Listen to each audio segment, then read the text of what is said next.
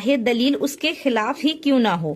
معاشرہ یعنی سماج، انسان اکیلا سچ کے ساتھ کھڑا ہونے سے ڈرتا ہے۔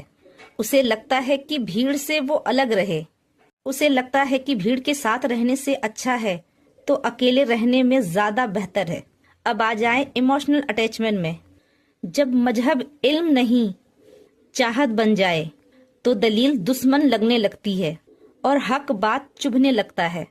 اسی لیے اللہ قرآن میں بہت بڑی وارننگ دیتی ہے، اگر آپ زمین کے زیادہ تر لوگوں کی پیروی کرو گے تو وہ تمہیں اللہ کے راستے سے بھٹکا دے گا۔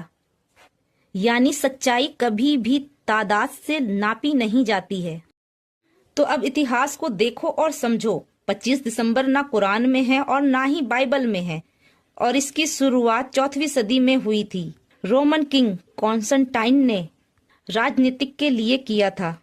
سینٹ گول فیسٹیول کو سول انوکٹس کو حضرت عیسیٰ علیہ السلام کے نام سے جوڑ دیا۔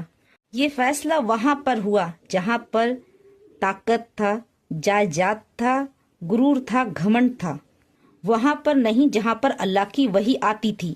لیکن اب سوال یہ ہے کہ کیا یہ سب یوں ہی ہوا؟ تو قرآن ان کے بارے میں کیا کہتا ہے؟ قرآن کہتا ہے سچ میں یہ شیطان کا کام تھا، اور شیطان انسانوں کا کھلا دشمن ہے، اور شیطان خود بھی کہتا ہے میں انہیں تیرے سیدھے راستے سے بھٹکا دوں گا۔ تو اب سنیں سیدھے راستے کا مطلب کیا ہوتا ہے۔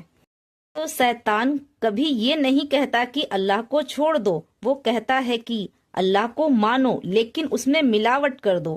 شیطان راجا نہیں بنتا بلکہ وہ انسانوں کی سوچ بنتا ہے، اور وہ ایسا سوچ بھیڑ، سیاست اور ڈر ان سب کا استعمال کرتا ہے۔